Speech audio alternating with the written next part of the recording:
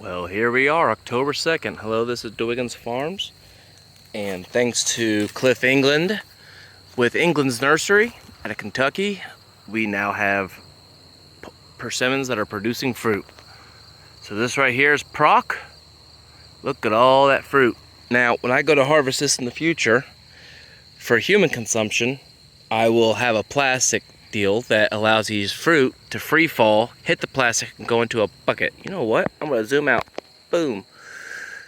Okay, so this is Proc. It's one of the larger persimmons, and it's a little bit astringent to me, not to most people, but very slightly astringent, which is a slight cottonmouth. But when it's perfectly ripe and it does fall off the tree, that pretty much is gone. So this, to me, in my personal opinion, is a real good persimmon for eating, for persimmon pudding, and for, I would say, for persimmon wine. Let's see here. So, has a medium flesh, medium meatiness. That one had no seed in it. You can see it's not real juicy in the sense of falling apart like a jam or something like that. This is more firm. So I'm gonna go ahead and harvest these guys up here in a sec for my, probably for taste testing, because there's just so many of them and they are good. So you figure, you know, like, not like if I was to sell these would not be for off the ground. Just, you know, but in any case, so I'll fill that thing up. But let's see here. I wanted to take a couple of these to compare them. Get off there, leaf. So let's see here. We got a couple of these. Now, like I said, you can get this variety down there at England Nursery. It is a very good one. It's one of the, I'd say, probably 20% quality of the American persimmon varieties. Hey, prop plane. So, this is a 10-year-old tree right here. It started producing 3 years ago. Same with this one right here. This is another Proc. And you can tell, like if I get a couple of these,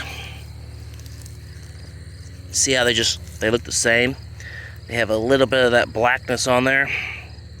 That is something that it's just a persimmon trait that it doesn't affect the fruit or taste or anything I know of.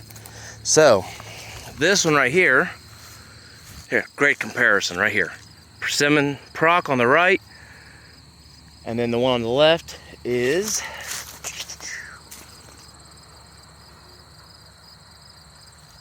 WS8-10. See how one has leaves and the other one doesn't? The ones behind me are the exact same grafted varieties, same deal. So look how clean and pretty that fruit right there is. Okay, now look at this.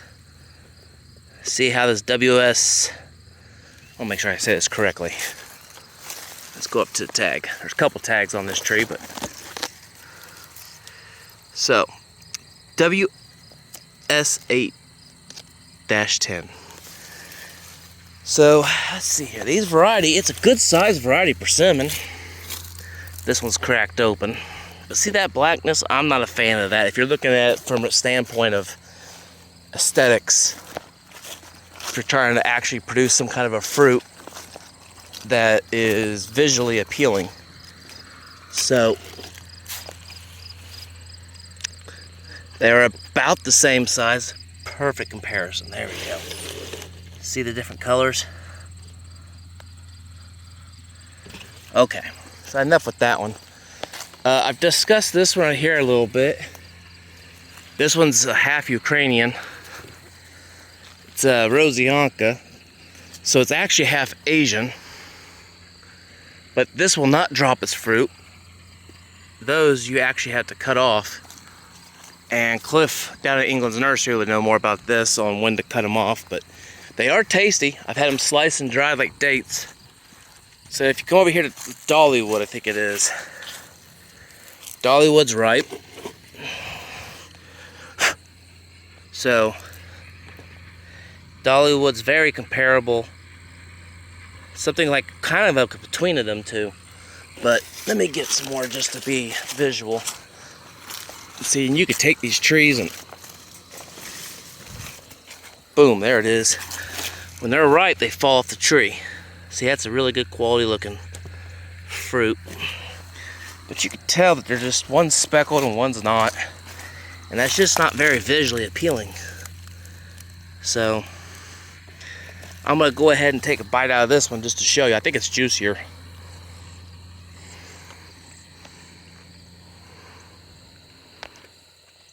Once again, not a seed.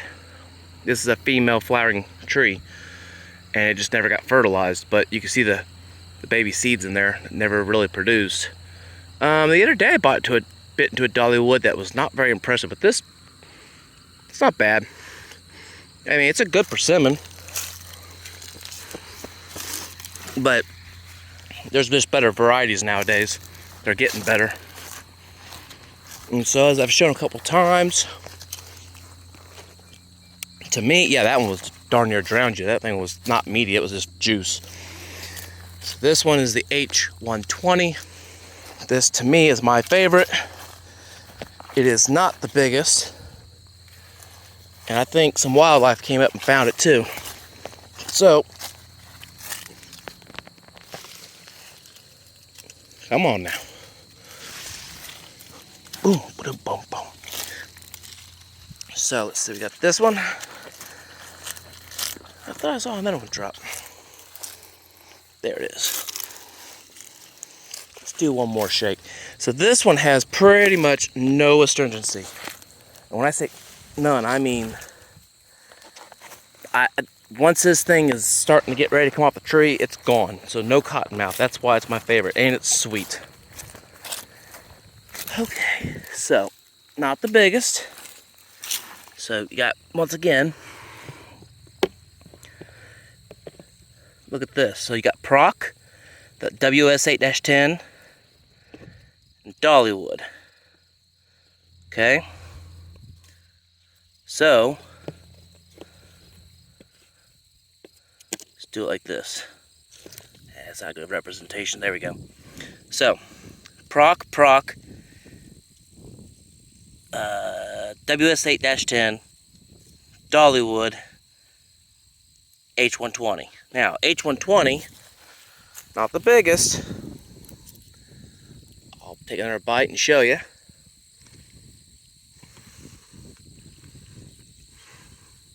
It's just a perfect fruit. It's almost like a slight bit of orange with a little bit of vanilla, cinnamon, and honey. It's just insane. So,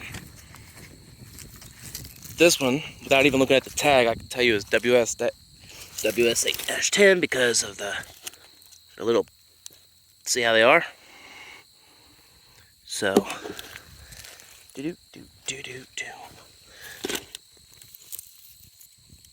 see, if you come out here and pick them every day, critters don't find them on the ground. And they're not bold enough to come in this yard with as much as we are out here.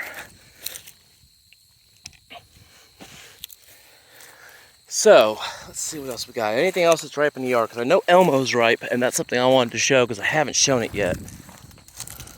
What is this one?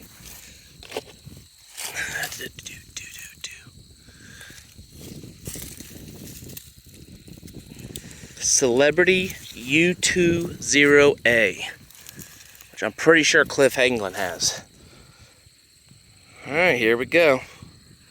Not as big as H120 either.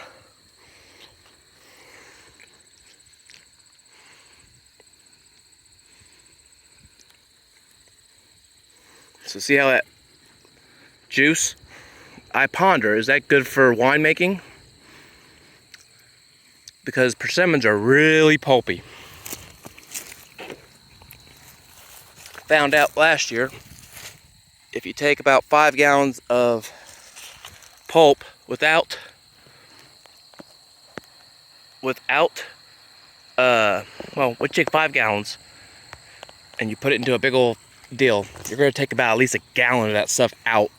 And I don't mean during your mash, I mean after your mash. It's really wild. but it's almost like a sweet pumpkin drink. It's really, really desirable. I thought so. Hope there's more chance of that in the future. So this one, I'm pretty sure is Elmo. See, and this is what's nice. If someone comes out here in the future, look at the tags, boom, there it is, Elmo. So Elmo is not as colorful. It's not as colorful. And I'll show you what I mean as the other ones. But the size is desirable. And so let's see here. Okay. See how Proc has a lot more orange to it than this? I don't know. Something little I thought, but you know, like the H120, it holds its stem or the flower bud or whatever that thing is called. This one does too. Proc doesn't, and Elmo doesn't. Elmo's pretty good though. Look at me. Look at the size of this. I did get a seed. And so that almost has like a little bit more of a kick of cinnamon in it. So go to the next one. Let's take a look. I think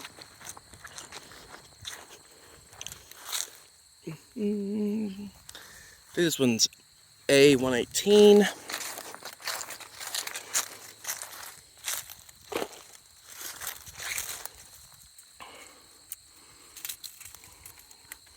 Also known as Elmo. Like I said, you can get all these at England's nursery.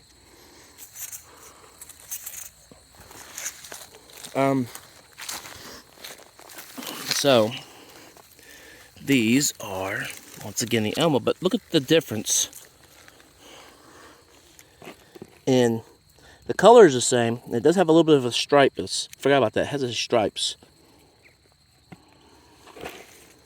Yeah, it's a winner. Now there's a lot out there I've tried that, you know, they're just awful. There's also a couple here. I know England sells it, and I think, yeah,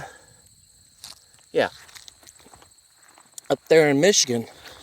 So you got a guy at Kentucky, England's nursery, I think up there in Michigan, Morse's nursery.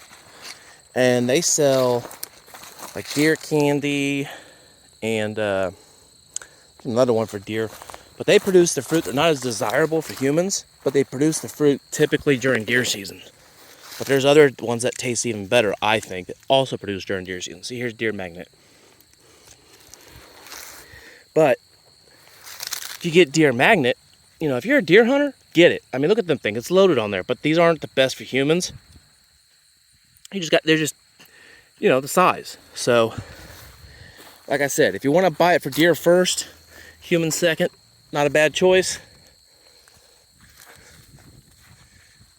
And if you're still watching this, I'm surprised because I mean, I do this every day because I love these trees. But it brings me inner peace, I guess. Thanks to Jerry Lehman and even Ron Powell down there in Cincinnati. Jerry Lehman passed away, but he's got a huge farm over there in Terre Haute. All right, super sweet. So see, super sweet, I don't know how I did this. Yeah, I do. Cool. All right, so these are super sweet. This is a different variety. Look how small it is. See? But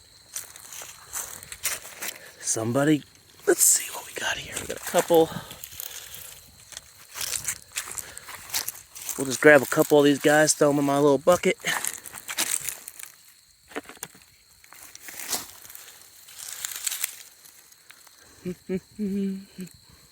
It's the best time of year when this weather changes and persimmons are on and hickory nuts. Alright, so they're smaller. They got that black spots. Alright. Whoa, it's like a water balloon. Look at that. I don't know if you saw that, but It's sweet. Yep. It's sweet, all right. What else we got here?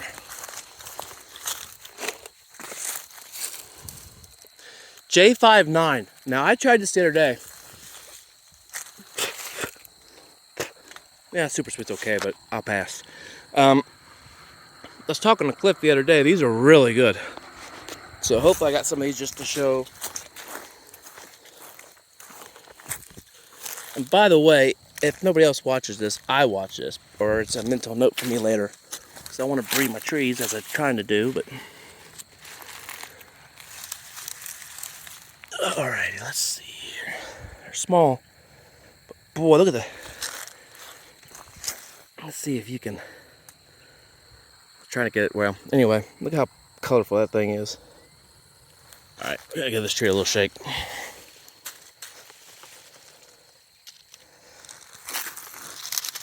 Okay, well...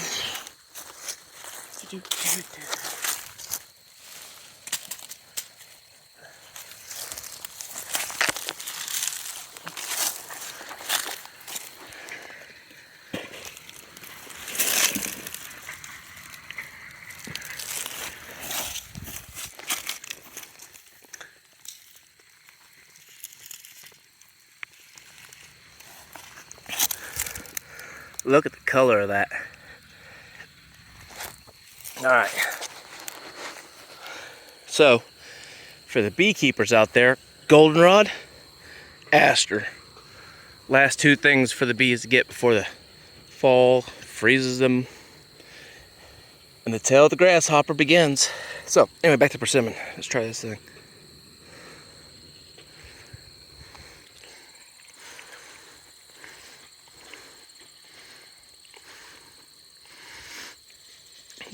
It's more liquidy, softer than the H120, but it has a different flavor in a very good way, and it's right behind it as far as taste and flavor and everything. It's very sweet.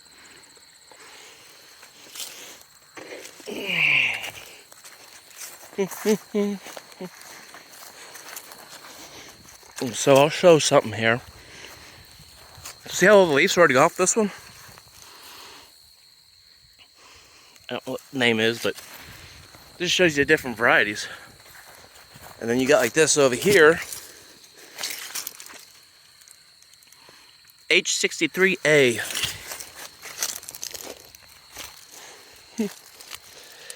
Look at that. Pretty.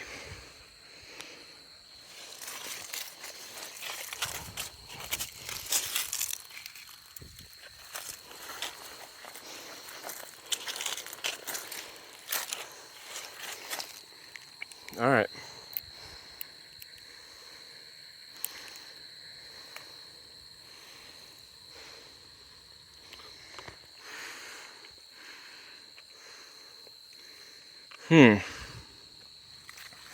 Very similar to J59, but very good. See how it doesn't drip?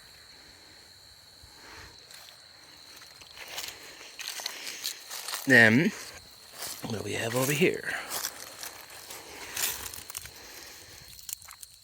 Another J59. So, sat back, I try to have at least 2 trees grafted for each variety I got from Cliff or other people, just in case. And now that everything's coming online, yay. So I talked about them deer earlier, like look at this one. This thing isn't even turning orange yet. This one's golden late? Yeah, golden late. Gold something. Anyway, it's super late. So these will still be hanging on here probably come November, if not even December, maybe even January. This is the first year for them. I've got other varieties that will still hang on until January, so. But they're good size. So the question is, will they be good for both deer and human consumption? Or is it just, you know, a superb tree for deer? So we'll find out. That's a male. What is this one over here? Look at the little tiny ones on there.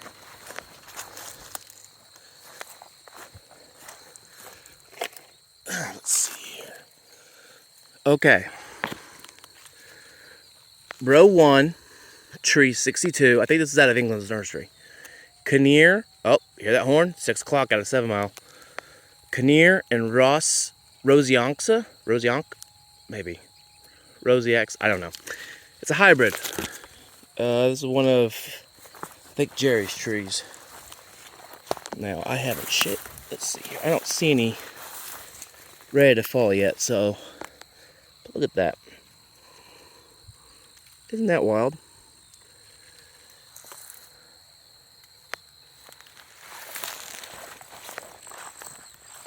Alright, so we'll check that tree out right there. I think we'll call it a day. It's hot.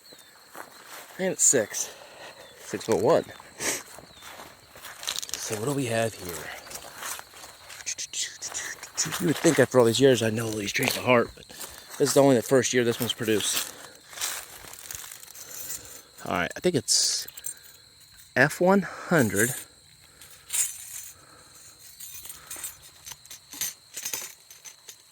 Come here, you. Alright. So, if you look, everything at the bottom and everything at the top, it's 2 different trees.